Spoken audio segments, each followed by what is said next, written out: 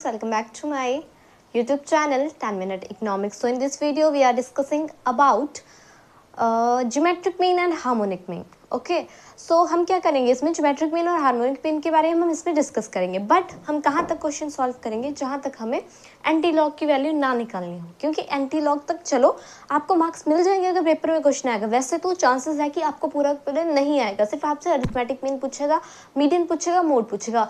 ये geometric mean और harmonic mean इसलिए नहीं आता क्योंकि इसमें लॉग एक्स और एंटी लॉग एक्स इसकी क्या है, एक एल्गोरिदम होती है। उस एल्गोरिदम में क्या है, आपको उसकी वैल्यू क्या है उस टेबल से देख के फिर आप इसकी वैल्यू पुट आउट करके, ठीक है, मतलब वैल्यू देख के फिर कुछ उसमें एडिशन होते हैं, किसी में +1 होगा, किसी में 2 होगा, जैसे जैसे इसकी पॉइंट के बाद इसकी वैल्यूज होती है, बहुत कुछ होता है।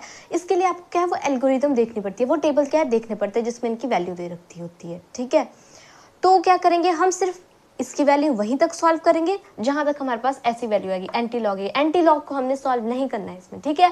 आपको मैं ज्योमेट्रिक मीन सिखा दूंगी, हार्मोनिक मीन सिखा दूंगी, बट क्या करेंगे हम इसमें जो एंटी लॉग है उसे सॉल्व नहीं करेंगे, जहां पे लॉग एक्स आएगा उसे हम सॉल्व नहीं करेंगे, वहीं तक रख देंगे, ठीक है। सिर्फ आपको कॉन्सेप्ट सा बताने के लिए मैं ये वीडियो बना रही हूँ ज्योमेट्रिक मीन और हार्मोनिक मीन। वैसे ही क्वेश्चन एग्जाम में नहीं पूछा जाता, तो इसके फॉर्मूले आपको याद होने चाहिए, ठीक है। और आपके पास इसमें एक और आता है वेटेड ज्योमेट्रिक मीन, उसके बारे में भी मैं आपको बताऊंगी। सबसे पहले देखो कि इंडिविजुअल सीरीज जब आपके पास होती है तो ज्योमेट्रिक मीन क्या होता है, is equal to anti log फिर ब्रैकेट में या मल्टीप्लाई कहो आप इसको, summation log X upon N, ठीक है। ये थी इंडिविजुअल सीरीज की बात की जाए डिस्क्रीट सीरीज में तो ज्योमेट्रिक मीन क्या होता है, एंटी लॉग समीशन एफ मतलब की फ्रीक्वेंसी और लॉग एक्स अपॉन एन क्या है, टोटल जो नंबर होते हैं इनके वो।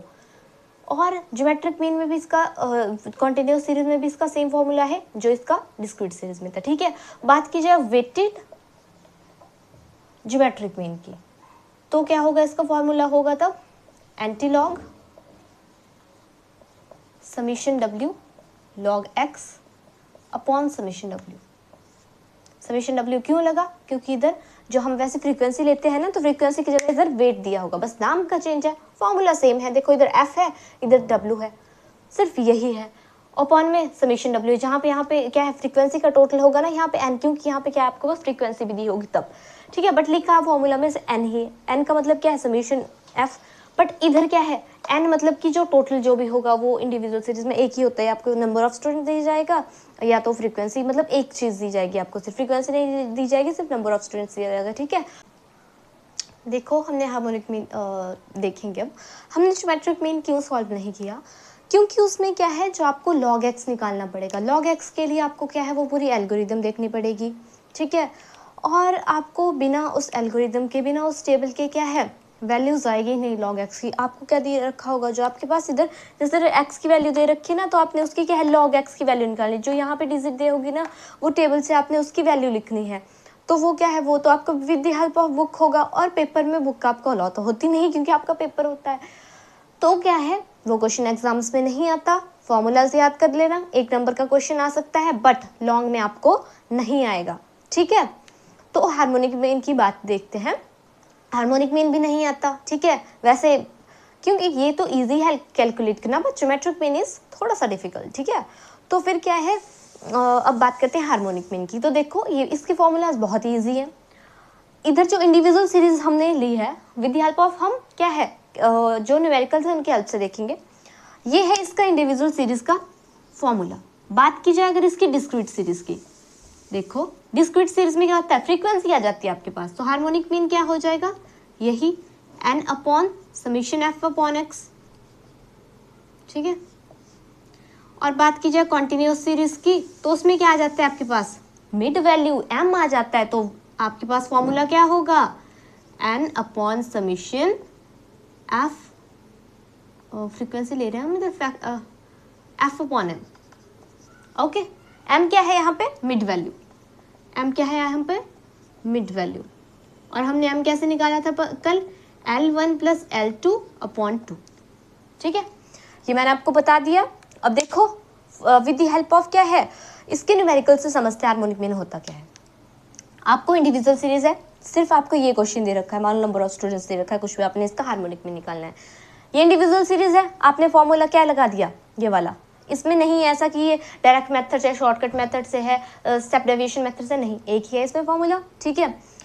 तो फिर देखो इसमें आपने क्या निकालनी वैल्यू, 1/x चाहिए, जैसे फॉर्मूला में आपको दे रखी है ना ये, ठीक है, कि n/1/x, n क्या हुआ, जो 1 2 3 4 5 6 7 ये जो नंबर ऑफ आइटम्स है ये हुआ प्लस n, ठीक है। तो n तो आप इजीली काउंट कर लोगे, आपको क्या चाहिए 1/x, 1 कैसे x कैसे निकलेगा, जैसे ये 3 है, ये है x की वैल्यू, तो 1/3 कितना है 0.33, वैसा करके हमने सभी का निकाल लिया, ठीक है। इसमें आपको क्या है कैलकुलेटर की हेल्प चाहिए होगी, तो क्या, क्योंकि वैल्यूज क्या है थोड़ी पॉइंट में, और एग्जैक्ट वैल्यू लिखना, जैसे आया 0.833, तो ऐसे मत लिख देना कि 0.84 लिख दिया, नहीं, गलत आ जाएगा आंसर। अगर ये है तो आपने क्या है 0.833 यही लिखना है, ठीक है।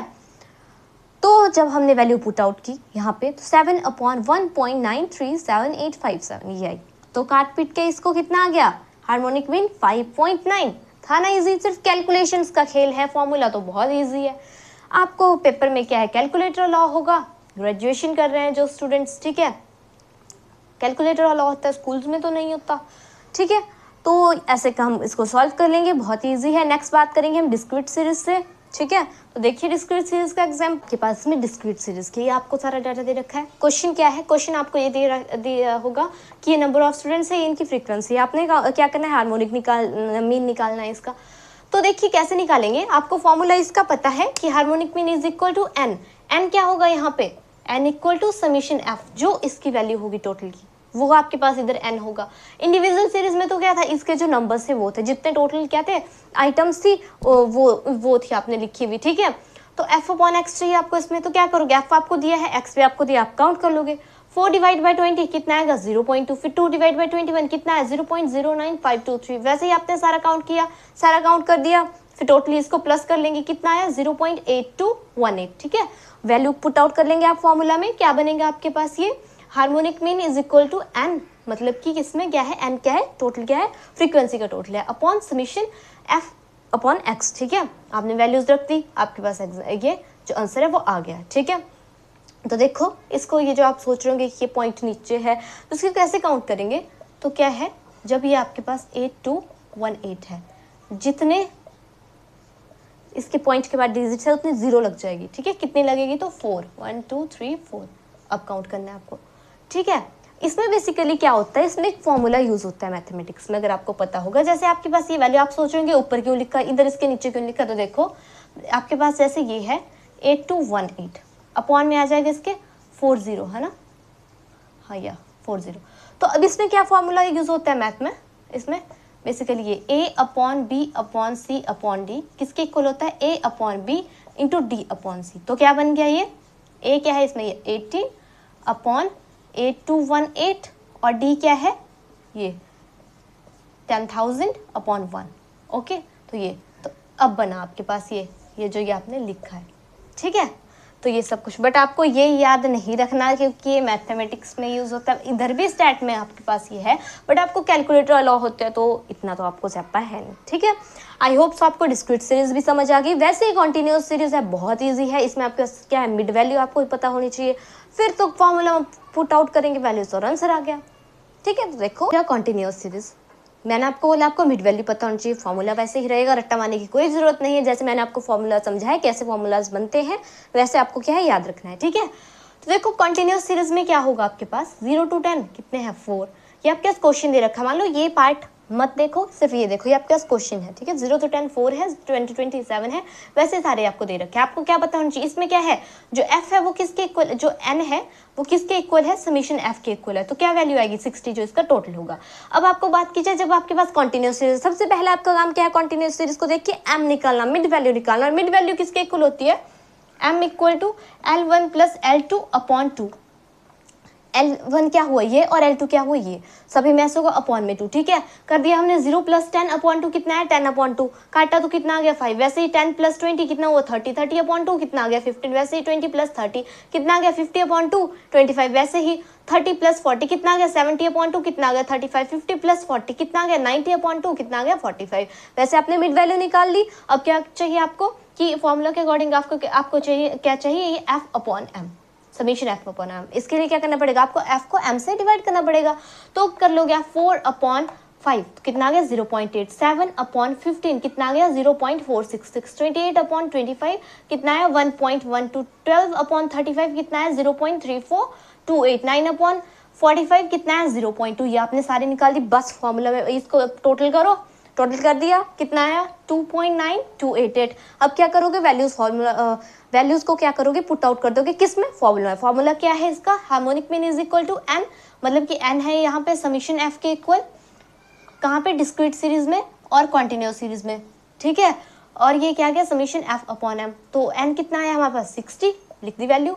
एफ अपॉन कितना है हमारे पास समीशन एफ अपॉन एम 2.9288, लिख दी वैल्यू, काट दिया कितना है 20.480617, ठीक है।